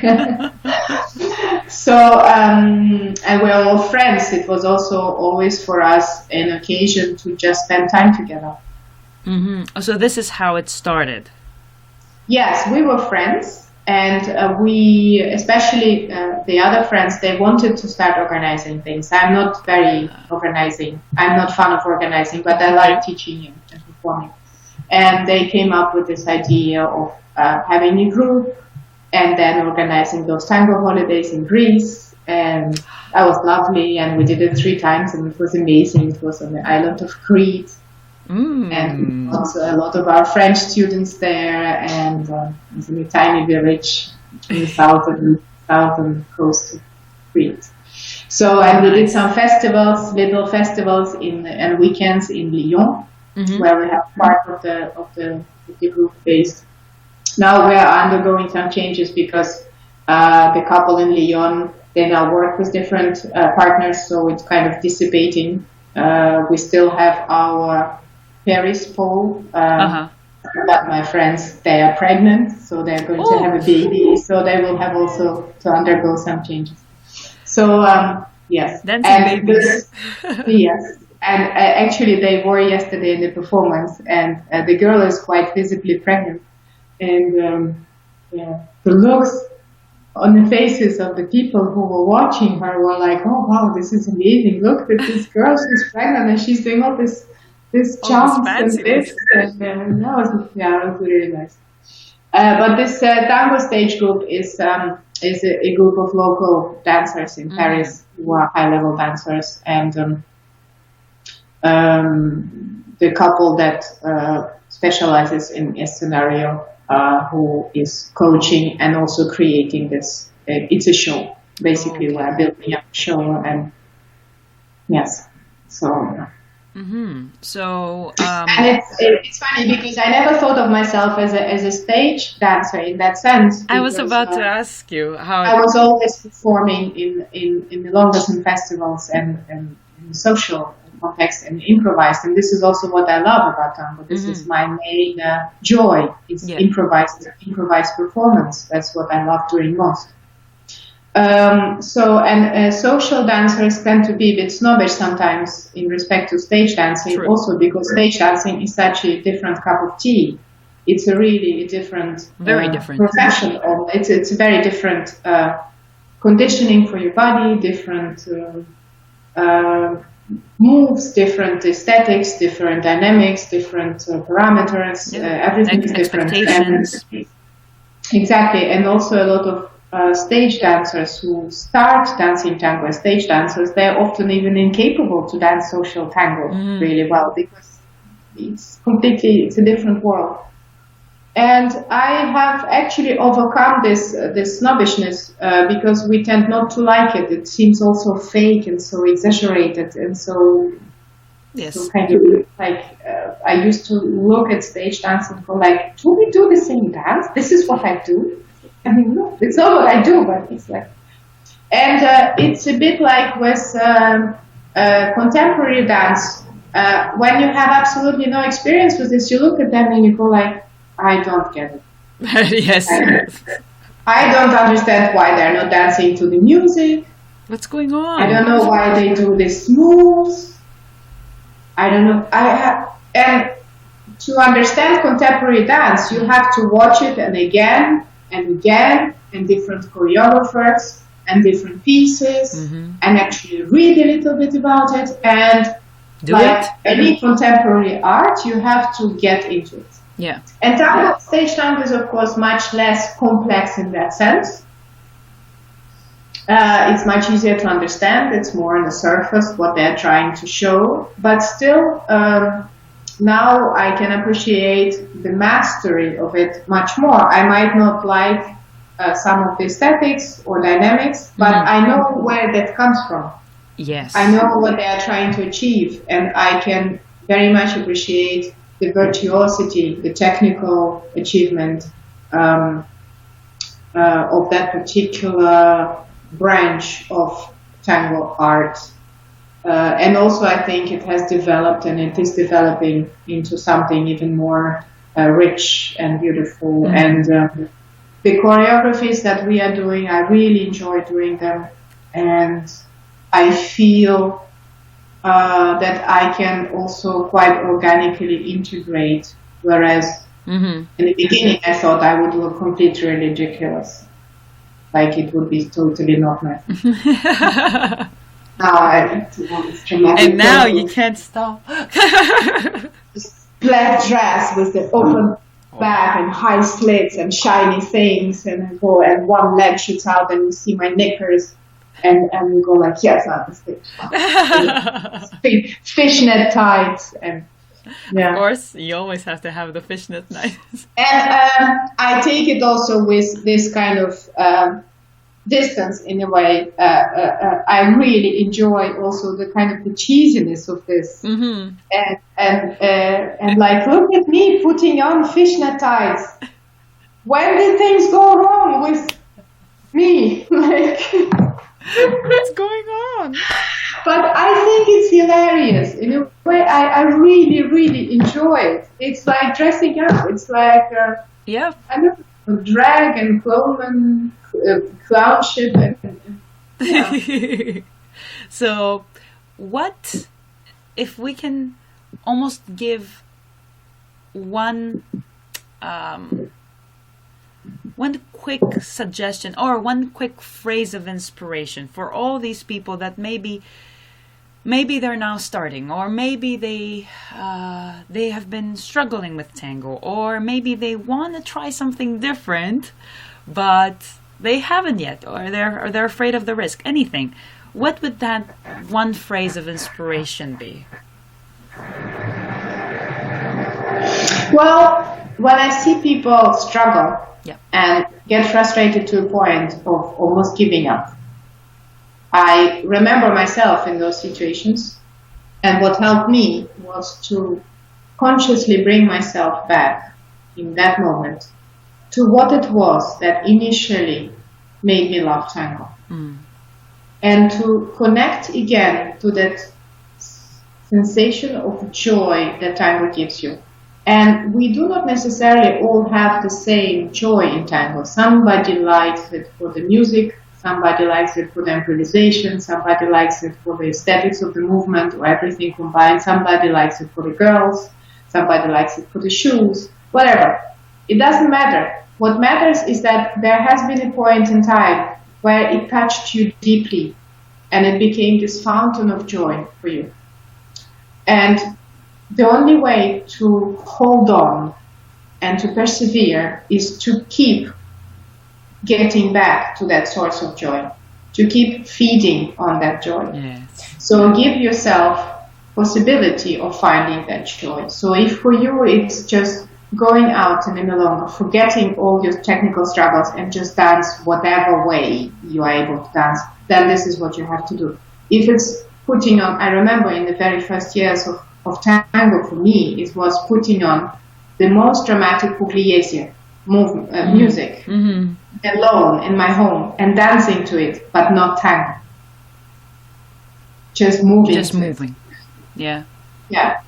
So this joy that I felt in this music. And sometimes for somebody it could be meeting tango people outside of tango environment, going with them to have a drink. Yeah. Because in tango we have wonderful people. And once you have reconnected to that joy that is very much personally yours, then it gives you this resource to keep getting back to this challenging mindset and getting through the crisis. Follow your joy. These are not my words. Some wise person, I forgot his name.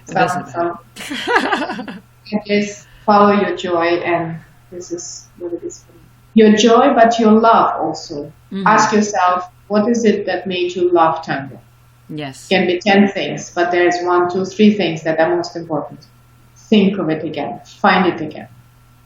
And if there isn't, then maybe tango is not for you. Maybe it's over. Maybe it's over. Yeah. And there's nothing wrong with it. No. It's like, I am really happy not everybody likes Paris. Imagine if everyone like me wanted to live in Paris. That would be just hell on earth. So when people say, I don't like Paris, I say, good, excellent.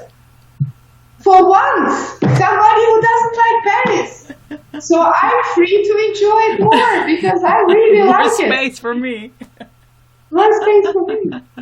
Of course, in tango it's a bit different because in tango we want more people. It's true, we do. Because tango doesn't have limits. We do. But we want people who are able to enjoy it and not people who would be unhappy. Yes, in exactly. tango because it's not somehow compatible. No, we don't want people to feel stuck, because then that that feeling expands to everybody else, and it's not nice for them. To feel hurt or to feel unfitting or to feel mismatching. Mm-hmm. Yeah, we want people to feel good. Yeah, and to love tango, because only if you love it, you are actually able to give something. And the funny thing, what happens is when you really love tango, it becomes much less important how well you do it. Mm-hmm. Yes. You will still find people who will connect with you and love dancing with you because you love it. And this is going back to that story of that young man to whom I said, sit down, I want to have a conversation. What I saw in him, despite all the puppishness and his being excited of the cute girls dancing with him, is I saw that he was really hooked. Yeah. And when you're really hooked, your level is of less importance. Yes. Because this love transpires and this fascination transpires and it feeds everything you do. Yeah, and it's fresh and it's inspiring. And it makes you progress quickly if this is what you want, or it makes you enjoy if this is what you want, without necessarily progressing. It makes you find people who can be compatible with you because you share certain things. It makes you enjoy events. It makes you want to go and meet new people. It makes you want to solve your problems if you have some problems in tango. Yes, I think love is very important. And there is a dancer that I admire very much because he developed a very useful method of teaching dance. He's a ballet dancer, also a contemporary dancer. Eric Franklin, with the famous Franklin method, imagery method. And he, in one of his books, he has this phrase that I put in all of my conferences, and I think it's the most brilliant phrase ever said about dance. He said, in dance, the most important technique is the love of dance. And I have nothing to add to this. For me, yes, it is. Perfect. It is indeed perfect. It is. So, where can people now? You've added the performances, so that's great. So, where can people see you, reach you, find out about your news, find out about Tango Mon Amour if they are in around Paris or Europe, and you're doing, I don't know if you're doing any little festivals or any other tango holidays. What are you guys up to? What are you up to personally? Well, because in Tango Mon Amour we are right now undergoing those structural changes. For now, the only thing we do is provide classes and technique workshops. Okay. So people can look up Tango Mon Amour Paris and see my workshop schedule in Paris. Nice. I have a website which is verotango.com, which has all the information about me, the list of all the articles, how to buy books, my up-to-date schedule, where I put all my travels and workshops and events that I participate in, my performance videos, my contact details.